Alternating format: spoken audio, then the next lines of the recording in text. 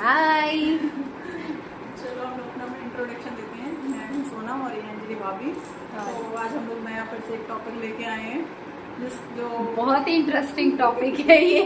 काफी फनी भी है। और जो लड़कियां शादी से पहले सोचती है ना कि ऐसा होगा वैसा होगा, जो मुझे ख्याल सार्जन पुलाव के घर पकाती है। जाना है, जिनकी शादियां तय हो रही हैं, हाँ। तय होने वाली है, तय हो चुकी हैं, या जो नई शादीशुदा बीवियां बनी हैं, हाँ। उन सब के लिए कि रियलिटी चेक वीडियो है। हाँ। जो सोच रही है ना कि वहाँ जाके ऐसा मिलेगा वैसा मिलेगा, ट्रीटमेंट सपनों जैसा ससुराल मिलेगा। तो बहनी ऐसा कुछ नहीं है उधर, ठीक है। साजन आपको सिर्फ खाली 5 मिनट के लिए मिलेंगे। तो बस उसी को लेके हम लोग एक कॉमेडी वैसा लेके आए, फिर थोड़ा सा लाइफ से हम लोग एक फनी और लाइट डिस्कशन लेके आए हैं। जैसा कि सब लोगों को टीवी सीरियल्स में, कोरियन और चाइनीज ड्रामास में दिखाए जाते हैं कि हस्बैंड कितने अच्छे होते हैं, कितने आइडल होते हैं, ठीक है, सुपर हीरो की तरह काम करते हैं। क्या होता है, जैसे कि जो अक्षरा वाला सीरियल है ना, उसमें हाँ, काफी ये रिश्ता क्या कहलाता है, कहलाता उसमें नैतिक का कैरेक्टर। हाँ, अक्षरा का उनके संग में क्या क्या चल रहा है, ये सब मतलब ये जो टीवी सीरियल्स देख देख के ना काफी हम लोग ऐसा सोचते हैं कि हाँ ऐसा वैसा।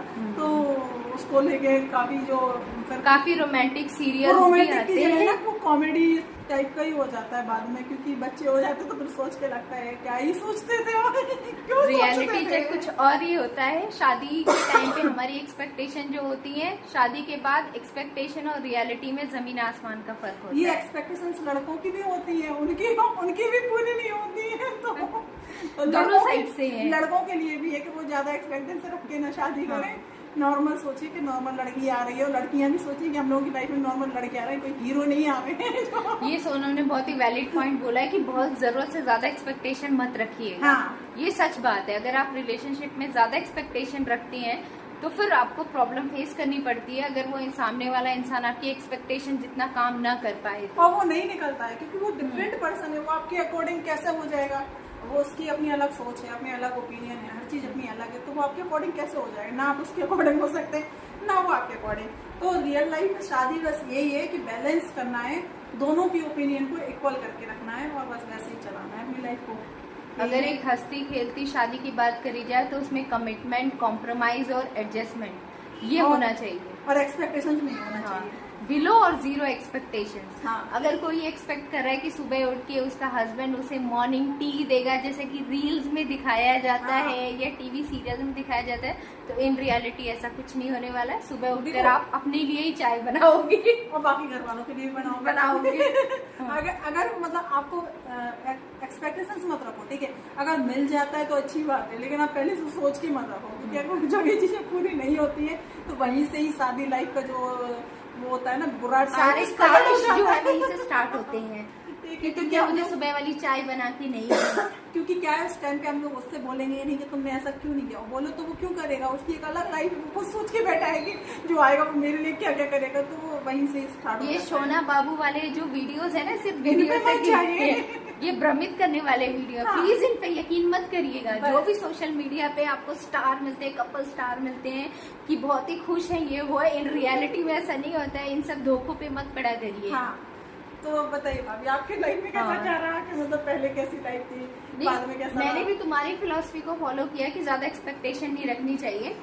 शादी के बाद मुझे बस इतनी एक्सपेक्टेशन थी कि हाँ, कभी कभार अगर किचन में थोड़ी बहुत हेल्प हो गई तो ये बहुत बड़ी बात थी मेरे लिए, क्योंकि वर्किंग होने के टाइम पे आपको हर चीज जल्दी जल्दी करनी पड़ती है। तो ये कोशिश रहती है कि अगर थोड़ा बहुत हस्बैंड के साइड से हेल्प हो जाए तो होना चाहिए, प्लस पॉइंट है।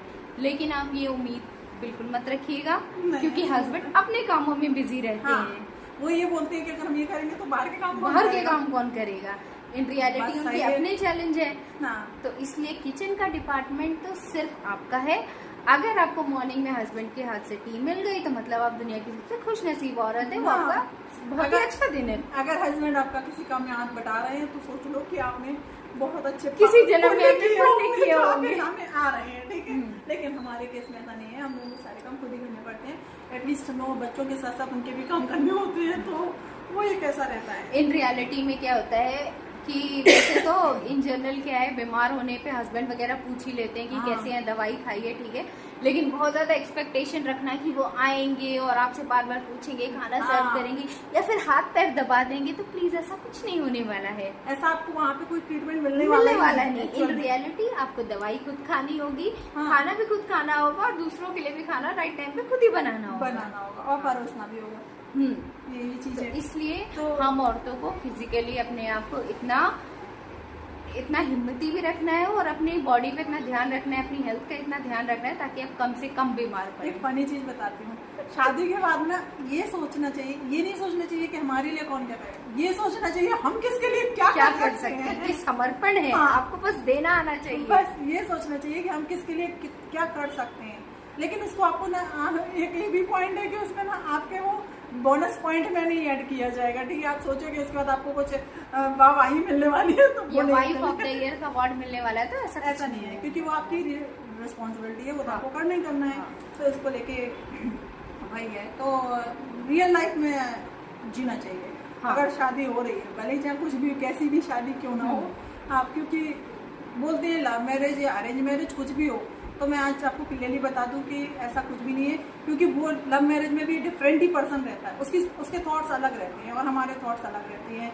थोड़ा बहुत घूम फिर आए ऐसा वैसा तो वो चीज़ एक अलग हो जाती है। ठीक है, आपको कुछ टाइम के लिए मिलना, वो चीज़ एक अलग हो जाती है। लेकिन जब आप किसी के संग रियल लाइफ में रहते हो, चाहे वो अरेंज, सारी मैरिज आगे जाके वो अरेंज ही हो जाती है और सबके संग में एक ही सिचुएशन आती है, वो एडजस्टमेंट मैरिज ही हो जाती है। तो हमने लव मैरिज करी है, मेरी अरेंज मैरिज हुई है, लेकिन लास्ट में देखिए हालात हमारे एक ही जैसे वही है। तो मतलब क्योंकि डिपेंड करता है पर्सन पे कि आपका संग जो पर्सन है वो कैसा है। तो क्योंकि कई लड़कियां अरेंज मैरिज के बाद भी उनके हस्बैंड उनके सारे काम कर रहे होते हैं घर में, आपको पता है, आपको मैं बता दूं, तो वो सारे काम करते हैं। और कुछ के ऐसे होते हैं जो लव मैरिज के बाद भी खुद से काम करवाते हैं देखो, ये हमारे हिसाब से पिछले जन्म का कोई पुण्य कर्मा होता है जो उन्हें इतने प्यारे हस्बैंड मिलते हैं। बट खैर हस्बैंड तो प्यारे हैं ही है हमारे, ऐसा कोई देखो एक भी चीज है, ये काम करने से ना कोई हस्बैंड अच्छा नहीं हो जाता है। कि अगर वो आपके सारे काम कर रहा है, हर चीज मायने रखती है। ठीक है, कि वो कैसा है, उसका बात करने का कैसा तरीका है, या आपको मतलब कैसे ट्रीट कर रहा है, वो चीजें मायने करती हैं। तो वो चीजें देखो, कहीं कोई प्लस होता है, कहीं कोई माइनस होता है, तो वो चीज वो चीज आपको मेन चीज है। अगर आप एक दूसरे की रिस्पेक्ट करते हैं, एक दूसरे को थोड़ा स्पेस देते हैं, ठीक है, ऐसा भी नहीं कि आप एकदम पीछे पड़े रहते हैं हर वक्त। ठीक है, हर वक्त आप एक दूसरे का मोबाइल ही चेक कर रहे हैं कि क्या कर रही हो, किससे बात कर रही हो, उससे बात कर रहे थे, ये सब करने से रिलेशनशिप जो है खराब होते हैं। ठीक है, ट्रस्ट हो जाता है, ट्रस्ट बिल्ड करना पड़ता है आपको कि वो कहीं भी जाए, कैसे भी जाए, लेकिन वो हमारे लिए आएंगे वापस हमारे पास। ये ऐसे सोचना चाहिए। और शादी और कोई ऑप्शन भी नहीं रहता है बच्चे के बाद तो बिल्कुल भी ऑप्शन नहीं रहता है देखो, चाहे कहीं भी हम लोग भी कहीं भी चले जाए तो मम्मी मम्मी करते हुए चले जाएंगे बच्चे, और वो लोग कहीं जाए तो पापा पापा करते उनके संग में चले जाएंगे। तो ऐसा कुछ नहीं है कि उनको कहीं लाइन मिलने वाली है, ऐसा कुछ भी नहीं होता है। एडजस्टमेंट तो हम लोगों को करना होता है, और बीइंग अ वुमन हमें थोड़ा ज्यादा एडजस्ट करना पड़ता है, क्योंकि हम एक दूसरी फैमिली में एंटर करते हैं। तो वहाँ पे सब लोगों का नेचर अलग अलग किस्म का होता है। तो ये आपके लिए बहुत ही ट्रिकी सॉल्यूशन, मतलब ट्रिकी सिचुएशन रहती है कि आपको किसके साथ कैसे बात करना है, किसके साथ कैसे बिहेव करना है। तो ये आप वक्त के साथ साथ सीखते हो और इसी में आपको मजा भी आता है। पर वो आपको पता चल जाता है ना कि आपको कैसे हैंडल करना है। नए नए एक्सपीरियंस मिलते हैं आपको अपने फैमिली मेंबर से कि आपको अपनी मदर इन लॉ से कैसे बात करनी है, फादर इन लॉ से कैसे बात करनी है, आपकी जेठानी है तो उससे कैसे बात करनी है, जेठ से कैसे बात करनी है। बात तो ठीक है, बात तो कैसे करनी है, रिस्पेक्ट से ही करनी है बात। और तो कोई ऑप्शन है नहीं। आप बिना रिस्पेक्ट के तो आप बात करनी करोगे तो वहाँ से आप भगा दिए जाओगे तो बात तो रिस्पेक्ट से ही करनी है, लेकिन कैसे हैंडल करना है, सिचुएशन को हैंडल करना बहुत ही ट्रिकी होता है। आपको जिससे शादी हो उसको हैंडल करने से लेके आपको जिस घर में शादी हुई है उससे हैंडल करना, जितने पर्सन है उनको हैंडल करने का मतलब ये, अगर आपने हैंडल करना सीख लिया तो ये समझ लो आपकी लाइफ पूरी इजी है। सो अल्टीमेटली ये डिपेंड करता है कि आप लेकिन क्या है कि देखो, रियली बता रहे हैं कि हम लोग भी परफेक्ट नहीं है। क्या है, भाभी की शादी को भी 7-8 साल हो चुके हैं और मेरी शादी को 5-6 साल हो चुके हैं। तो रियल क्या है, कभी कभी हम लोगों के ट्रिक और जो टैक्टिक्स होते हैं ना वो फेल हो जाती है ठीक है, तो वो सिचुएशन डिपेंड ऑन सिचुएशन कि कैसा क्या करना है, तो वो चीज़ रहती है। अगर आप सबसे बड़ी चीज़ है, अगर आप ना सीधे सीधे चलोगे ना तो हमेशा फंसोगे इसलिए सीधा ना चले, हमेशा टेढ़ा चलिए। अगर शादी कर रहे हो हाँ। तो सबसे ज्यादा एक टेढ़ा बनना सीख जाओ। सबसे बड़ी बात कि आपकी एक्सपेक्टेशन कम रहनी चाहिए। दूसरा, आपकी ओवर थिंकिंग कम होनी हाँ। चाहिए। हमारी जो over thinking and over expectation है ना, इसकी वजह से हमारे रिलेशनशिप कई बार कॉम्प्लिकेटेड हो जाते और हैं। ओवर थिंकिंग और ओवर एक्सपेक्टेशन सिर्फ हस्बैंड से ही नहीं होती है। आप किसी भी रिलेशनशिप में रहो तो आप उनसे एक्सपेक्टेशन से मत रखो, ठीक है। चाहे वो सास से हो, चाहे वो जेठानी से हो, चाहे वो ननद से हो, चाहे देवर जेठ कोई भी हो, किसी से जेठ से क्यों एक्सपेक्टेशन रखेंगे, क्योंकि लास्ट में आप ही हर्ट होंगे अगर ज्यादा एक्सपेक्टेशन रखेंगे हाँ, तो किसी से एक्सपेक्टेशन नहीं रखनी है। बस वही है कि आप क्या अच्छा कर सकते हो, और बस आप उनके लिए जो अच्छा कर सकते हो वो आप करिए। आप ही बताइए, और आपने क्या क्या सोच रखा था? पहले शादी के टाइम पे सोचते हैं कि रोमांस ही होगा, घूमना फिरना होगा, डिनर डेट होगी। अच्छा, चाहे शादी देखो अरेंज हो चाहे लव मैरिज, मतलब आदमी यही सोचते हैं, सिर्फ दिमाग में एक ही चीज घूमती है ना, घूमना फिरना, हाँ, रोमांस, ये सब डेट चीजें, पे जाना, हाँ। ये सब चीजें चलती हैं। लेकिन ये अक्सर भूल जाते हैं इंसान कि उसमें क्या है कि आप जैसे मान लो पता चला कोई शादी एक फोटो का बहुत शौकीन है, ठीक है, फोटो क्लिक करवाने का, और दूसरों को बिल्कुल भी इंटरेस्ट नहीं है। ये तो अक्सर होता है। ये दो है ना, तो दो अलग अलग कैटेगरी अलग-अलग है। आप सोचो कि वैसे मिल जाए कि मैच करते हुए, तो वैसा नहीं बहुत होने रेयर वाला होता है। बहुत रेयर मोस्ट होता of the time opposite attract each other का कॉन्सेप्ट चलता है हाँ। कि दोनों अपोजिट ही होते हैं एक दूसरे के। है। तो वही है कि तो ऐसी सिचुएशन में समझ के चलनी चाहिए। आप इसमें सोचो कि आप सैड फील करो इसको लेके, तो ये आपका ही बेवकूफी बन के लाएगी, और कुछ दोनों साइड से थोड़ा कर लो। अगर किसी को ज्यादा फोटो का शौक है तो आप अपने पार्टनर के साथ फोटो और थोड़ा ना कभी खिंचवा लो, तो वो भी खुश हो जाएगा, आप भी खुश हो जाओगे। और कभी कभी क्या है कि कुछ चीजों को ना टाइम देना पड़ता है। आपको हाल के हाल तुरंत नहीं मिल सकती। आप सोचो शादी हुई और वो इंसान आपके अकॉर्डिंग तुरंत ढल जाएगा, तो वैसा नहीं है। धीरे धीरे हो सकता है वो आपके अकॉर्डिंग चेंज हो जाएगा, क्योंकि वो आपके संग रहेगा तो वो चेंज हो ही जाएगा। जैसे कि पहले हस्बैंड को ज्यादा रील का शौक नहीं था, लेकिन अब थोड़ा बनाने लगे हैं उनको देख के, थोड़ा सोनम के साथ हाँ। रह के। हाँ। पहले तो सोचते थे, लेकिन हाँ एक चीज में मैं लॉस में रही हूँ। सोचती थी कि है ना कहीं बाहर ले जाएंगे, मतलब कभी बर्थडे पे सरप्राइज देंगे, लेकिन ऐसा कभी नहीं हुआ। मतलब और अक्सर होता है कि जैसे पता हर लेडीज से में होता है, जैसे बर्थडे वगैरह होता है ना, वो स्टेटस तो ऐसे डाल देती है जैसे पता नहीं रात को क्या ही सरप्राइज पार्टी, एकदम मतलब बर्थडे याद रहे, ये सबसे बड़ा सरप्राइज है। गिफ्ट तो अलग मिलने की बात है, बर्थडे याद है, एनिवर्सरी याद है, ये सबसे बड़ी बात है। पहले दूसरे बर्थडे में तो यही सरप्राइज मिला कि उनको याद ही नहीं था। इससे बड़ा सरप्राइज और क्या हो सकता तो है। इसको लेके मैं सैड फील करती थी कभी कभी का एक दो बार किया, लेकिन अब क्या है, अब तो उसके मुझे हैबिट हो गई। मुझे इस चीज़ का बुरा नहीं लगता, पता है कि उनके दिमाग में नहीं याद रहता है, तो ठीक है, क्या ही कर सकते हैं। तो उसको लेके ना हम लोग ये चीज़ है। और एक और चीज़ है कि रिलेशनशिप में आप ज़्यादा सीरियस ना हुआ करें, आप बस कॉमेडी की तरह ट्रीट किया करें, ठीक है। कोई भी अगर आपको कुछ बात बोली जा रही है तो आप उसको एक फनी सेंस में रिप्लाई करें। मुझे लगता है ये सबसे बेस्ट वे है अपने पार्टनर और बाकी मेंबर्स को काउंटर करने का। बाकी मेंबर्स से तो आपको एक अलग चैलेंज है, बट हाँ, आप अपने पार्टनर को कॉमेडी और सेंस ऑफ ह्यूमर से ज़रा काउंटर कर सकते हैं। ये चीज़ मैंने भाभी से सीखी है कि पहले मेरे संग था, मैं ना सीरियस ही बात करती थी, जो बात है उनसे सीरियस एकदम पॉइंट बात करके बात खत्म। लेकिन तो अक्सर क्या हो जाता था, क्योंकि कभी कभी ना हम लोग जैसे हैं वैसे उनको दिखाना जरूरी नहीं है ना, और जैसे वो है वैसे वो हमको दिखाएं वो भी जरूरी नहीं है। तो बस क्या है कि हम लोग ना आराम से कॉमेडी उस पर निकाल दो, तो दूसरा आदमी वो गुस्सा भी आ रहा है ना, सिचुएशन क्रिएट कर दो, गुस्सा भी आ रहा है ना, तो वो लाइट हो जाएगा उस टाइम पे। तो ये थोड़ी चीज़ें जो है ना, ये थोड़ी मतलब उससे जुड़ी हुई है कि हर किसी के सामने आएंगी या आती होंगी, तो शायद हो सकता है कि हम लोगों की कोई ट्रिक काम कर जाए उनके लिए। अगर इसमें से कोई भी ट्रिक आपके लिए काम कर सकती है ना, तो हम समझेंगे कि हमारा ये वीडियो बहुत ही यूजफुल रहा। हाँ। ठीक है। इसके अलावा अगर शॉपिंग वगैरह पे जाना है, पहले ही होता था कि फेवरेट ड्रेस सेलेक्ट करनी होती थी कि उनको क्या पसंद होगा, उनका क्या कलर कॉम्बिनेशन होगा, ये चीज़ अच्छी लगेगी, वो चीज़ अच्छी लगेगी। शादी के बाद तो सिर्फ कंफर्ट दिखता है कि किसमें आप कंफर्टेबल फील करेंगे। पहले तो जैसे शॉपिंग के लिए जाते थे तो भी मतलब तैयार होके जाना, मतलब उसमें भी एक मतलब ऐसा रहता था कि काफ़ी टाइम लगता था। पहले जाने से पहले तो जितना टाइम शॉपिंग में, उससे आधा टाइम तो समझ लो कि तैयार होने में लगता था, प्रिपरेशन में, ये सब जाने में तो अच्छा लगता था। अब और क्या था कि शादी के बाद ये था इच्छा है कि ये मतलब कुछ नहीं पहनने ओढ़ने का, तो वो ये कि सब पहन ओढ़ रहे हैं, वैसा कुछ हमें कुछ रोक टोक नहीं रहा है। आपको भी नहीं होगा शायद, पहनने की फ्रीडम है, कुछ भी पहनो। बट यही है कि शॉपिंग कराते हैं ना, तो वो मतलब काफ़ी वैसा चीज़ है, मतलब जल्दी नहीं है। क्या है, एक तो उनके संग में ये दिक्कत रहती है, उन्हें बहुत जल्दी उनके संग शॉपिंग करनी पड़ती है। आप एक शॉप से दूसरी शॉप पे नहीं जा सकते, ये शायद हर हस्बैंड के साथ ऐसे ही होता होगा। एक जगह पर ही है तो वहीं पे कर लो, जो मिल जाए बेस्ट उसको सेलेक्ट कर लो। हाँ, तो बस वही एक चीज़ है, उनके सामने जल्दी जल्दी सिलेक्ट करना पड़ता है। मुझे बहुत टाइम मैं बहुत टाइम लेती हूँ, कोई भी चीज़ सिलेक्ट करती हूँ ना तो उसमें टाइम लेती हूँ मैं, कि ये कैसा रहेगा, वो कैसा रहेगा, ऐसा थोड़ा टाइम लगता है मुझे। तो ये हम दोनों का थोड़ा हमारे तो मोस्टली शॉपिंग जो है वो घर की जरूरतों के सामान के लिए होता है, अपना जो लास्ट है वो ऑनलाइन हो जाता है। हमारे मोस्टली ऑनलाइन शॉपिंग होती है, 95% तो हम ऑनलाइन चीजें ही खरीदते हैं।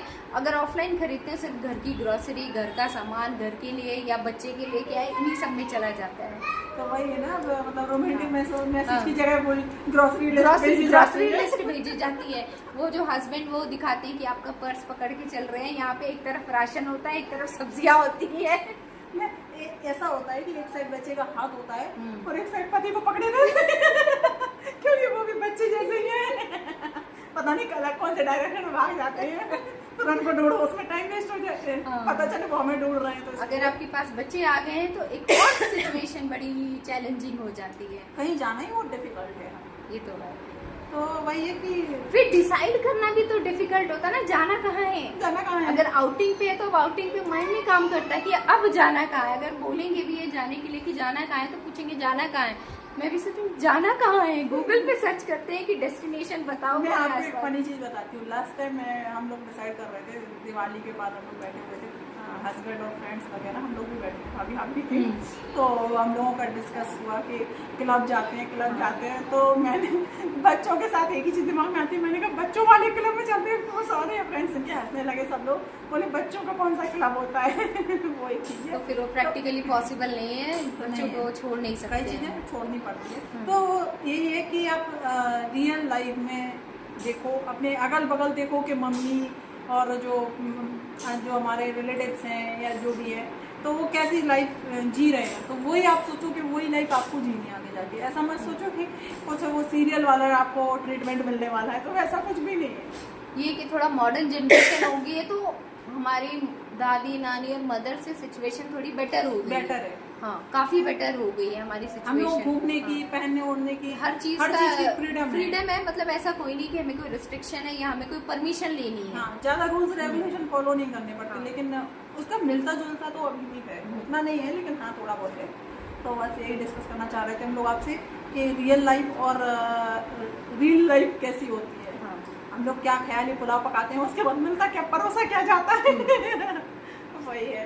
तो और कुछ आप बताना चाहेंगे? और तो कुछ ऐसा है नहीं बताने के लिए।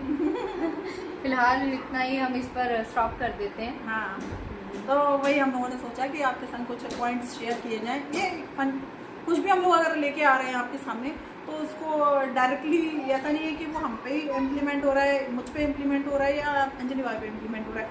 कुछ हम लोग ऐसा टॉपिक लेते हैं जो किसी को हो सकता है कि कहीं ना कहीं कोई अगर उन पॉइंट्स को, जैसे आज ही का टॉपिक है, अगर कुछ उसको समझ में आ जाए तो उससे किसी की लाइफ अगर इजीली हो सकती है, जैसे चेंज आ जाए, कुछ आपको आइडिया मिल फॉर जाए। एग्जांपल जैसे मैं ही पहले बहुत ज़्यादा पॉइंट टू पॉइंट बात करती थी हस्बैंड से, तो उसको लेकर थोड़ा सा उनका मतलब उनको उस टाइम पे गुस्सा आ रहा है और मैंने वहाँ पे कुछ और बोल दिया, तो वो थोड़ा सा वैसा हो जाता था। अब भाभी से मैंने कुछ सीखा है, तो वही है कि हम लोग अगर कुछ शेयर कर रहे हैं तो हो सकता है आप लोगों को सीखने को मिले।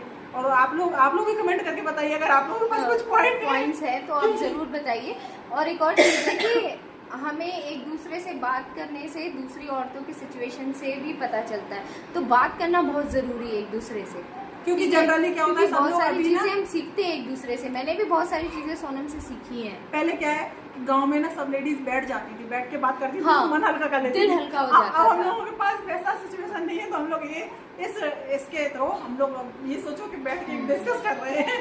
कभी भी मुझे स्ट्रेस फील होता है तो मैं सोनम के पास चली आती हूँ, सोनम से बात कर लेती हूँ, तो मुझे भी उससे एकदम चिल होने का, पहले मेरा बहुत ही सीरियस सा नेचर रहता था, बट सोनम के आने के बाद मेरी लाइफ चिल हो गई। मेरा अपना एक फ्रेंड सर्कल है, तो मैं भी बड़े आराम से हंसी मजाक गप्पे हो जाती है। सबसे बड़ी चीज और इससे हमारा दिल हल्का हो जाता है। एक पॉइंट और याद आया मुझे, सबसे बड़ी चीज, आप हस्बैंड पर फुल्ली डिपेंड मत रहो। हाँ, कि वो आपको एंटरटेन करेगा। ठीक है, आप अपना भी ग्रुप बना के चलो, अपना भी इंजॉयमेंट रखो, आप पूरी तरह से उस पर डिपेंड नहीं रहो। एंजॉय भी करना है तो सेल्फ डिपेंडेंसी तो होनी ही चाहिए, इमोशनली तो पक्का होनी चाहिए। जैसे आप शादी के पहले थी वैसे ही आप अपना ग्रुप बना के रखो, अपना खुश रहो, एंजॉय करो, और बस हम सभी शादी के बाद काफी मेच्योर हो जाते हैं, चेंज हो जाते हैं और सीरियस हो जाते हैं, सीरियस भी हो जाते हैं और हम क्या करते हैं, बहुत कुछ इवॉल्व कर रहे हैं अपने आप को, सीख रहे हैं सिचुएशन के साथ, ठीक है, अपने आप को ढालने की भी कोशिश कर रहे हैं। लर्निंग फेज चल रहा है अभी, पता, और मुझे लगता है शायद पूरी लाइफ लर्निंग फेज चलेगा। हाँ।